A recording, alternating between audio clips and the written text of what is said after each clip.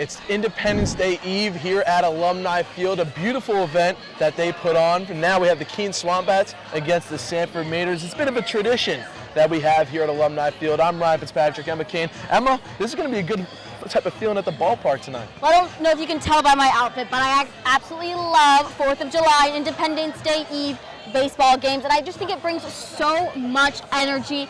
We're expecting to have a fully packed house here at Alumni, and just talking to all the players, they talk about how much fun it is to play in front of a packed house, and it's so much fun to give them something to cheer for. Like I've said in the past, when the fans cheer, the players do better. When the players do better, the fans cheer. I'm really hoping that that helps Cain tonight, as Sanford does have the best ERA when it comes to pitchers in the league right now. And they are standing just one spot above us. So this is going to be a great matchup, and I'm hoping that the team can really feed off of the fans here.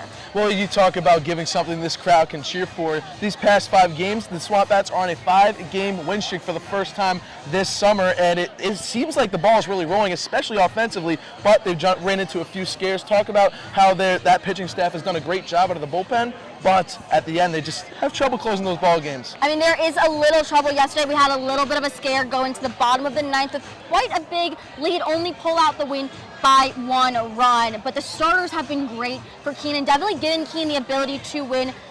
Cain is sitting one of the top teams defensively, so even when the pitchers aren't necessarily on their best game, they know that they have the strong defense behind them. We are talking about the bats and those finally rolling. Cain is tied for #1 in home runs. Now, when I talked to Sean McKenna, the head coach, about it, he said, 1, it's to be expected, we do play on a smaller field, but 2, also, the power is finally starting to come, and the confidence in the team going together. I talked to Jackson Marshall, who's leading the NECBL in RBIs, and he said when he's up to bat, he's really looking to get guys home. He's looking for a pitch that he knows he can score. So the runs are starting to come, the bats are starting to come.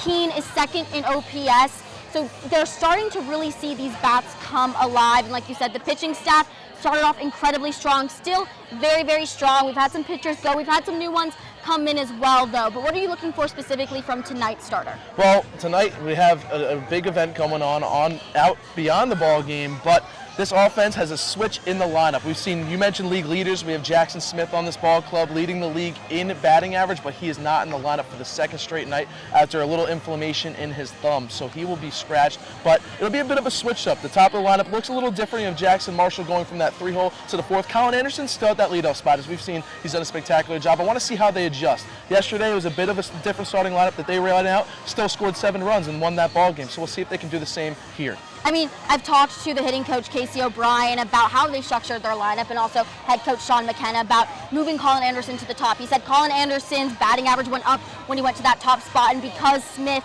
was in that 2nd spot, it was so important that he had people to move around. He had the highest batting average in the league. Of course, you're going to want runners to move around the bases. Putting Colin Anderson at that top spot does that. But Eli Stevens is back, and Eli Stevens, one of our other players who's batting above 300, so hopefully his good bat can replace in that 2-hole where we're not going to see Smith. And yes, we did see Marshall move around. Like I said, Marshall leads in RBI, so you want to make sure there's guys on base. And if you're in that 4 spot, that means that somebody 1, 2, or 3 got on base, because that means there wasn't 3 up, 3 down. So that ensures somebody's on base for our leading RBI, Marshall, to hit around. So I'm excited to see how the offense works together, how they string the quality at bats back to back.